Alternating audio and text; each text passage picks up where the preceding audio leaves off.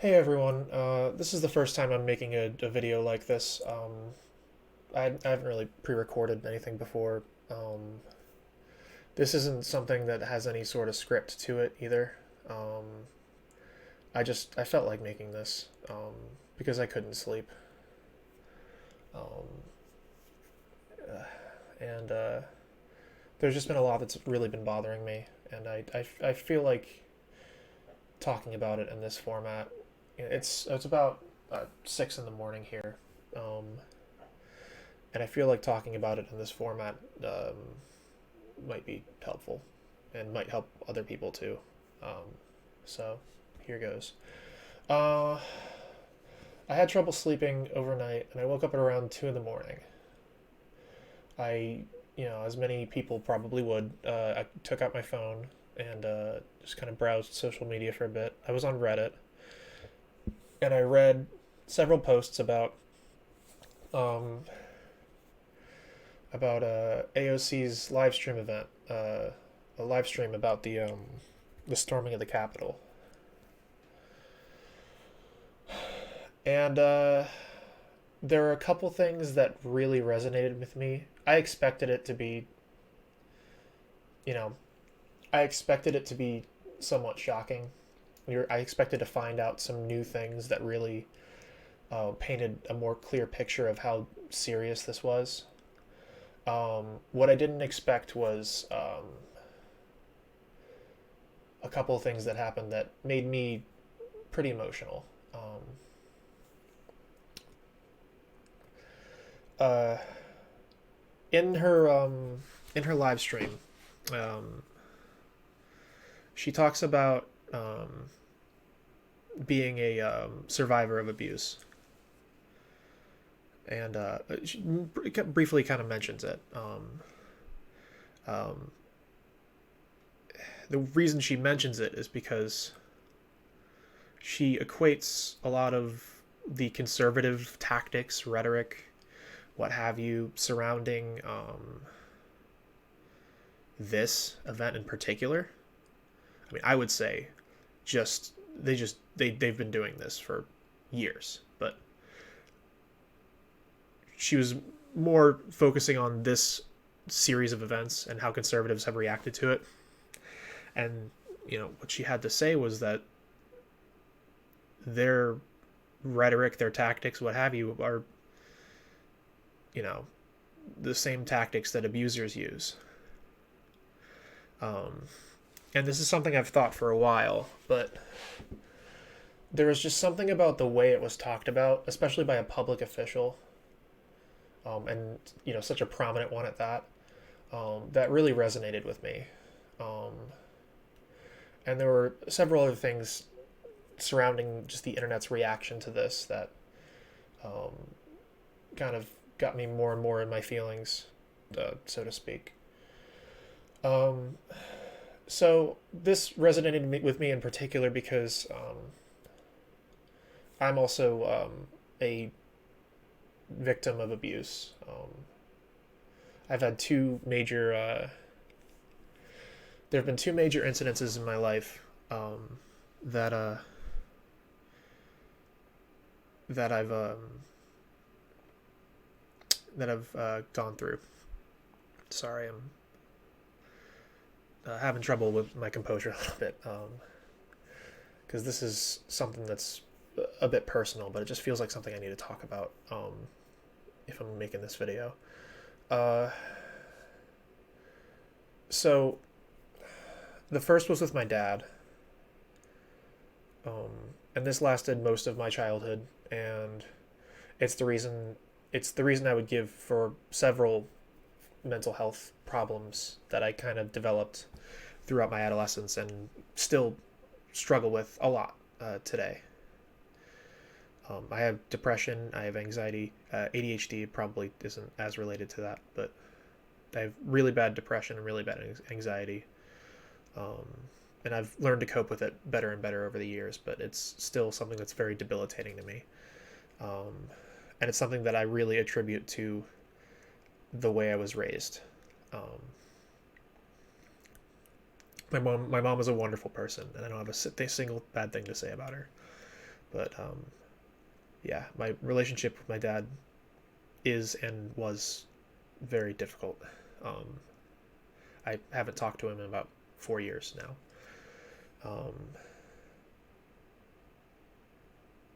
The other one was a lot more recent. Um, the other one started when I was in. It was my senior year of college, actually.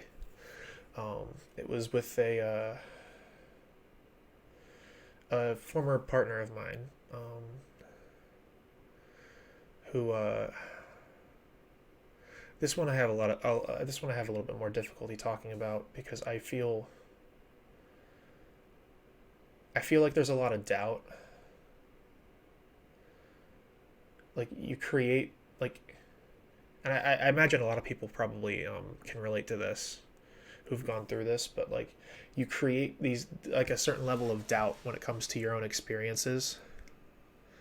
Um, you feel like there's this thing in your head that like you're just making all of this up, and that you were actually like a big part of the problem, and that maybe you're remembering things incorrectly. There's just like this lingering doubt that's there, but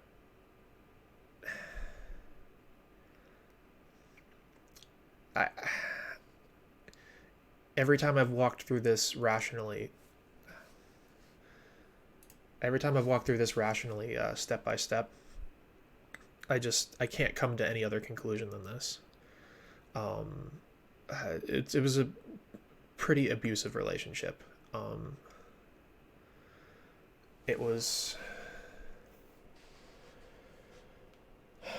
it was fuck. I'm sorry. I'm having trouble talking about this. It was both of these relationships were mostly emotionally abusive. Both of them also got physical quite a few times. Um, and without delving any further into it, because I don't need to really. We can move on from that. It's something that is obviously very like I'm very sensitive about. So watching this live stream happen, or at least kind of at least experiencing the after effect of it, um, I put me through a lot of different thoughts and emotions, and one of the things I noticed, and I suppose I shouldn't be surprised at this point, was that almost immediately the response from conservatives was, wouldn't you know it, more gaslighting.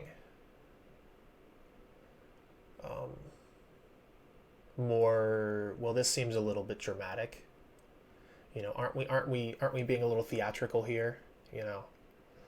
The same game. It's the same thing. It's been, it's we've dealt with like 4 fucking years of Trump, and the entire time conservatives have just been like, the Democrats are just fear mongering about this, or just they're being dramatic. They just orange man bat whatever you want to, but like this is something we've been dealing with for 4 fucking years, and like I've gained a new tolerance for this kind of behavior, not kind of not on purpose, but just throughout the last 4 years. I think all of us have a bit of a higher threshold for just really awful shit, but this is something that, when this is where we're at, okay, when a congressman, yeah, let's walk through this a little. AOC okay, she runs into Congressman Katie Porter's office and tries to hide. Okay, she goes into her office specifically to hide from the angry mob that has broken into the Capitol building.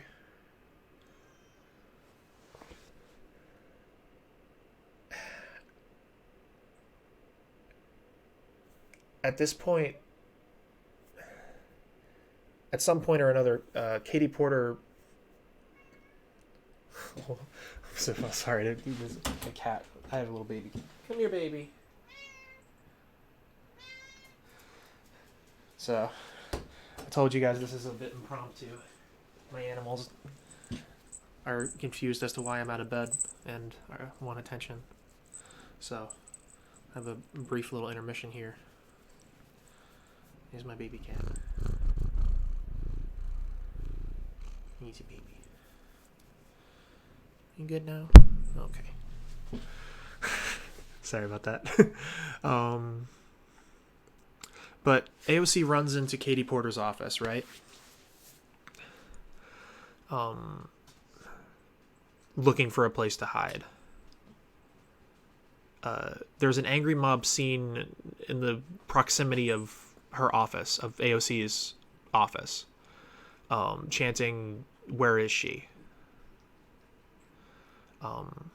Anyone who's been paying attention the last however many, like, since she's been a political figure, like no one should be surprised that this mob was coming for her.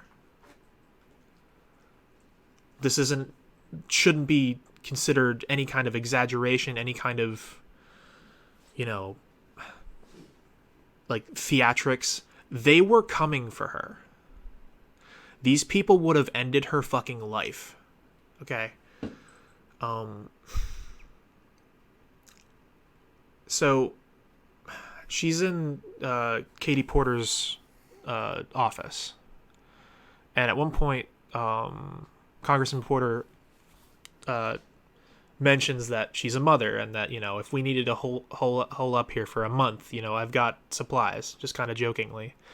And AOC's response is, "I just hope that I get to be a mother.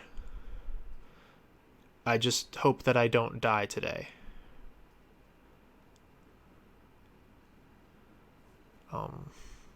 And at one point she was wearing heels.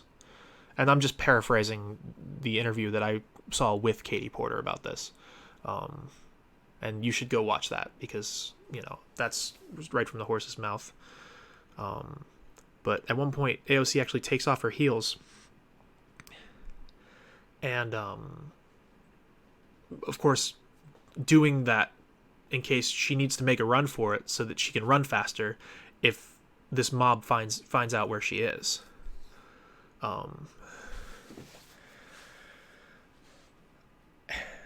To know all of this, okay, to know this order of events, to know all these things that happened, and to still choose, rather than offer sympathy, rather than listen, rather than hear her out, choose to say, well, aren't we being a little dramatic? Aren't we being a little theatrical about this? Fuck you. Like, I have made like a concerted effort, more than a lot of my lefty friends, to try to reach across and appeal to and talk to even far right conservatives as much as I can, because I really just I try to put a lot of faith in people and their ability to change. I'm not one to give up on anyone, but holy fuck, if you can't empathize with someone in that situation, I don't know what to say. If you have dehumanized, if you have just dismissed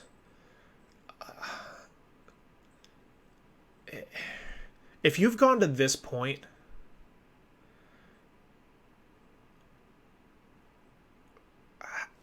what even...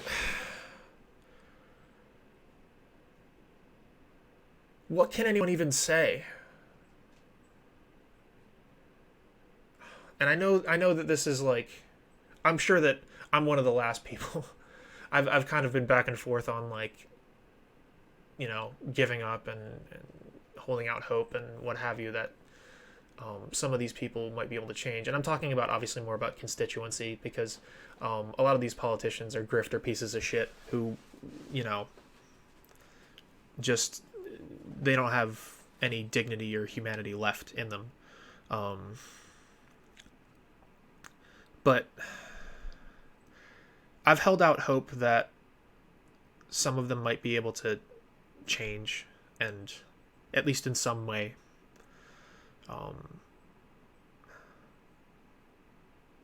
And dear Lord, I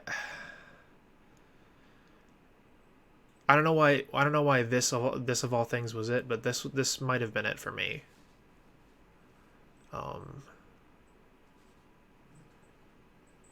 Like, I don't know what I can fucking say to anybody, because before it always felt like somewhat abstract, this danger, these threats, what have you. It felt like for this to be so clear and direct, for someone's life to clearly have been threatened, for all of the evidence to be right in front of you. And I know this is like, how many times have we been down this road? But I think it might be. I think that's why I had to talk about the fact that I'm a survivor of abuse as well, because I think that there's something about this specific instance that just really, really, really got to me. That's just something that I've seen before a million times in my own personal life, and something that just really, really bothered me, and something that really makes me just want to go, you know what, fuck it. I can't do this anymore. I can't try anymore. We need to just leave these people behind. Because if this isn't a moment for you to show empathy, sympathy, support, you know, humanity for someone else, regardless of whatever your personal politics are, if this isn't a moment for you to do that, then why the fuck would I waste my time talking to you?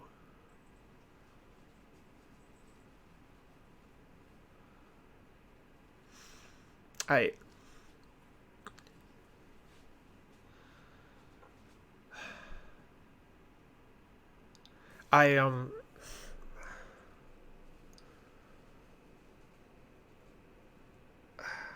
just...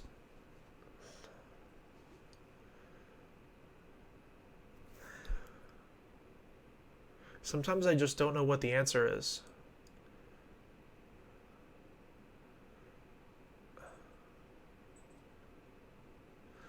I don't know what the answer is to...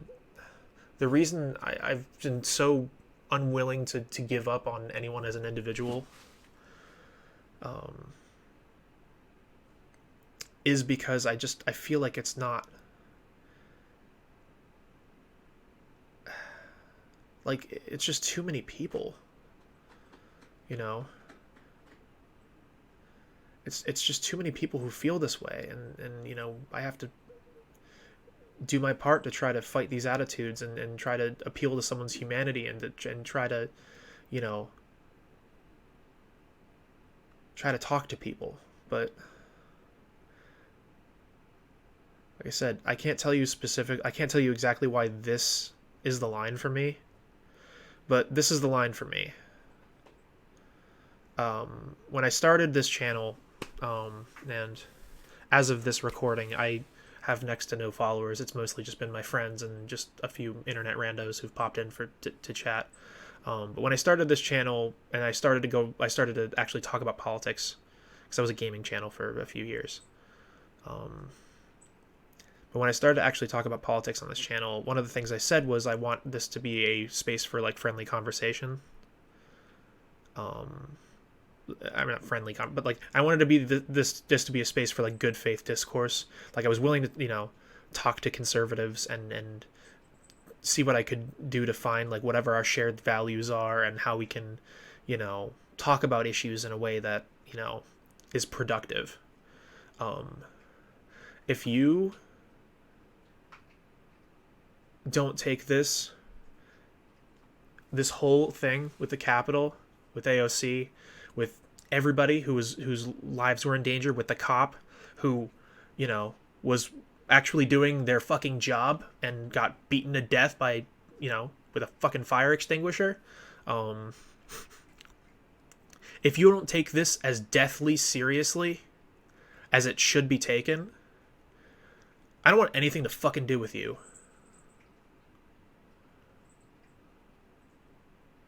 That's my line.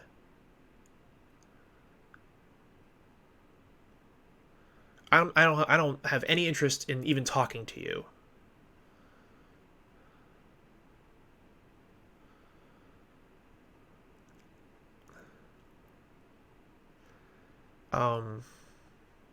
I I told myself before I started recording this that I'd try to make it as succinct as possible, and I'm already kind of failing on that front. I'm very much like a rambler, but one thing that's tangentially related to all of this that's been on my mind a lot, that's also relevant now, is that my dad was my dad had narcissistic personality disorder, or has narcissistic personality disorder. He's a chronic alcoholic. He has NPD.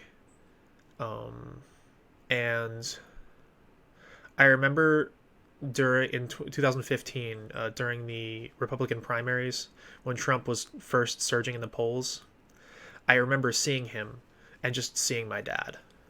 And this isn't my own bit of theatrics here. I'm trying to do my best to be authentic while also being a relatively new amateur, like, kind of YouTuber. Like, if this feels a little inauthentic and forced, it's because I'm still kind of uncomfortable in front of the camera here. But that being said, like, I remember seeing him come to prominence and just seeing my dad, and it being something that really bothered me.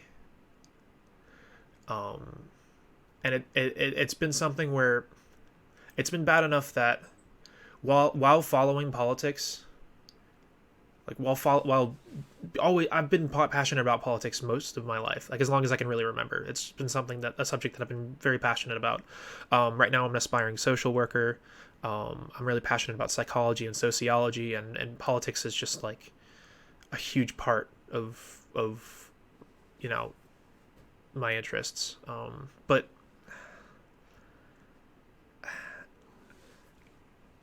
in the last 4 years of following everything, I have, as much as humanly possible, avoided every opportunity to listen to that man speak. To listen to Trump talk to anybody. Because I get really upset. And it's okay. Like, I think it's okay to admit that, like, I get angry and I get upset. Because it makes me think of my relationship with my dad. It makes me think of what his behavior was like. And I can't imagine who I would be, what I would be, where I would be if I hadn't gotten out of that relationship. Out of either relationship. But it's been really hard to follow all of this for years now. It's been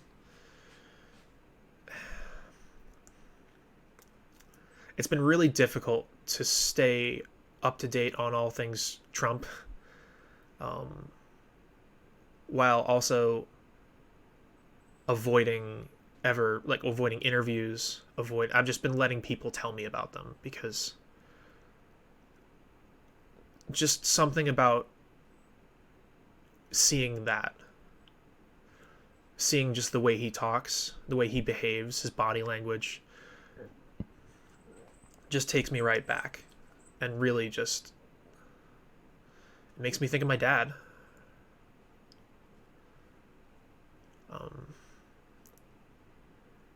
And like I said, I said I was trying to make this short. I'm running here. Okay, I'll try to start wrapping this up. But I'm really the amount of relief that I felt. I very much like a lefty, and I would consider myself a socialist. And I wasn't like thrilled about Biden by any means, but the amount of relief I felt that we might be able to move past this in some way. Getting rid of Trump doesn't get rid of the rise of fascism in this country, not by far, but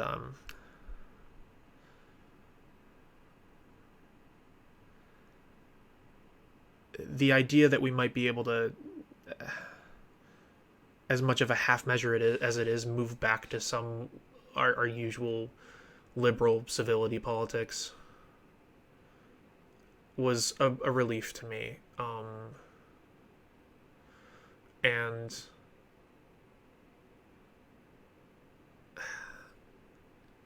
just if you can't see the difference between what a Trump administration looks like and even what like a Bush administration would look like, I know that like policy wise there's basically no fucking difference, but I'm just, we're not anywhere near back to normal, but moving past some of this. See, now I'm completely fucking rambling. Now I'm deviating from my point, I think. But to keep this concise, I was relieved to see him go. But now that he's gone, I want to see all of this held to account.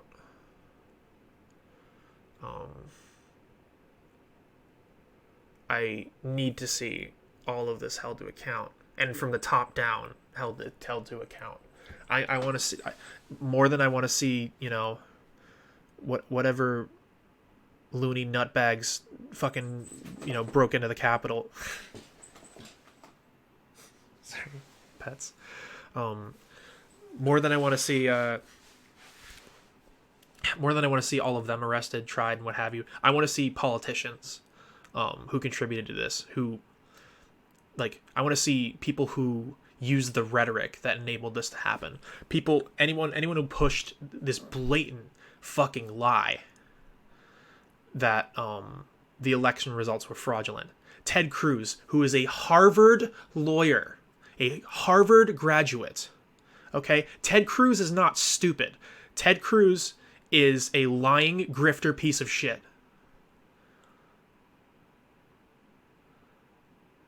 Ted Cruz is a disgusting, morally bankrupt human being.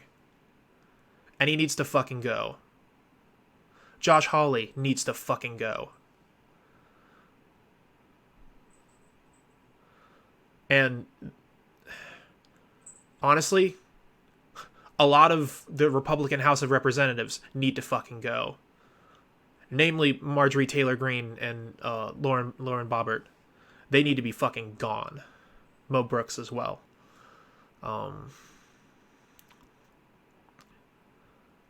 We can't stop until that happens. I don't want to see anyone give up on there being some level of accountability. I don't want to see anyone just feel like they're beating their head against the wall and just kind of walk away from, be like, okay, well, I guess it's not going to happen because we don't have the power to do this.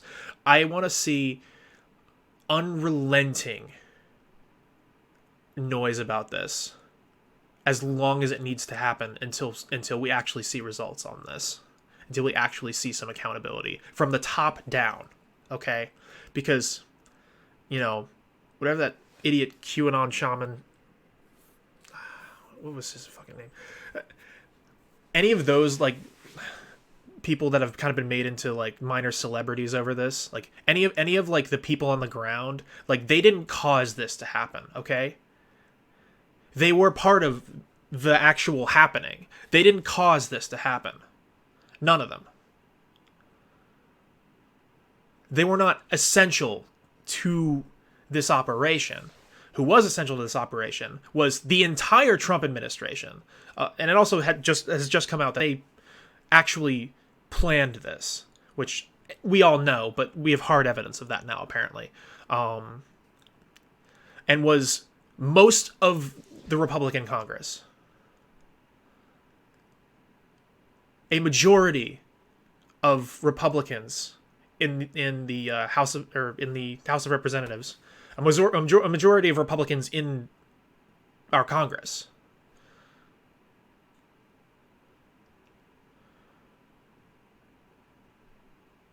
And we need to go scorched earth on this shit, or else we're permitting it to happen again. We're telling them that they can do it again.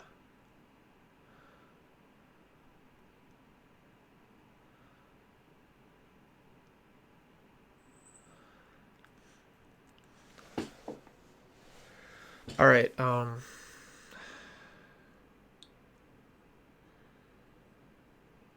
I think we'll end it on that note. I said I wasn't going to go really long with this. But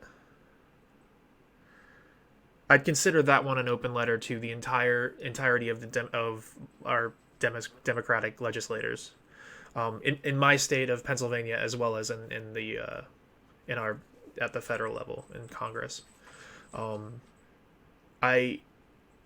I want to see unrelenting energy made to hold people at the top accountable. Because that's what matters.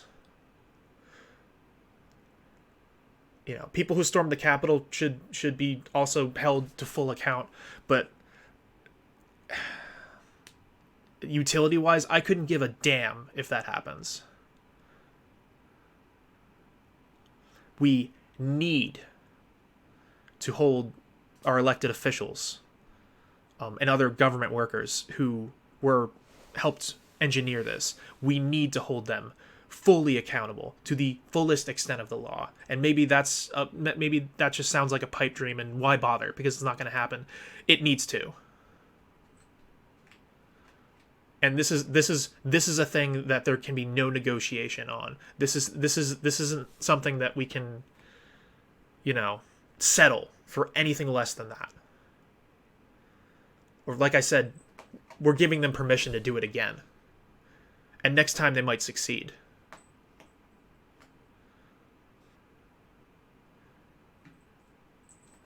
It hasn't sunk in with some people how close this was to actually working.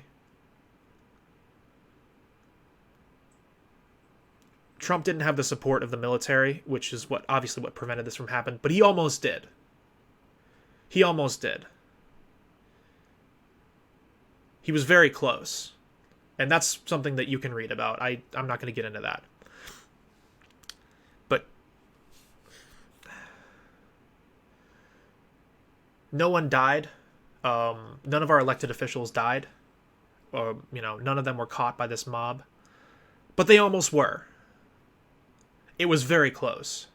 To the point where AOC was hiding in another representative's office because she feared for her life.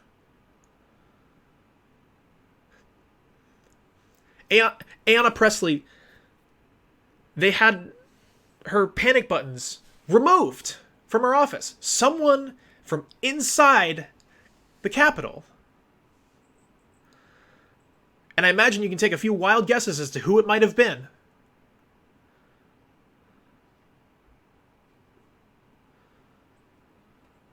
It's all coming from inside the house at this point. We need to fucking do something about it.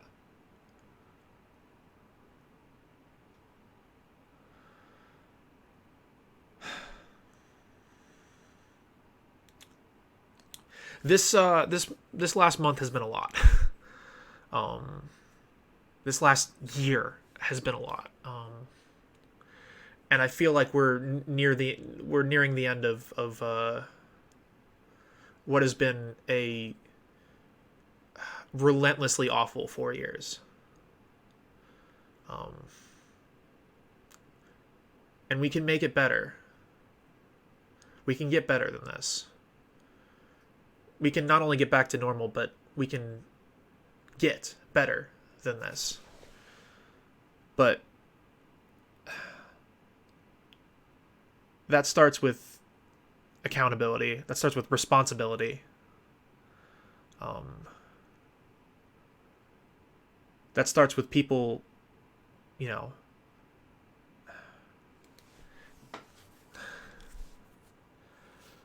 that starts with elected officials being held to the same laws that they hold everyone else to, being held to the same standards that they hold everyone else to.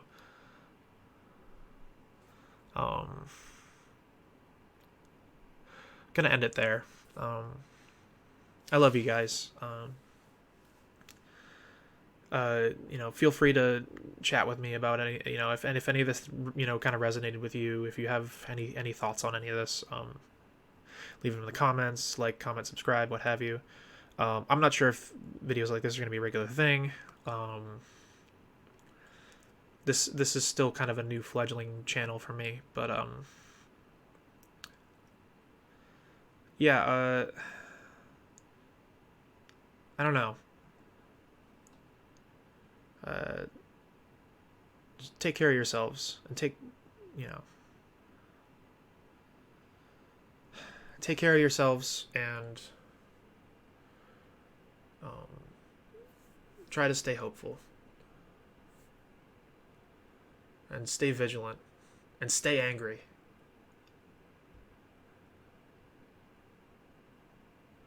All right. Take it easy, guys. Till next time.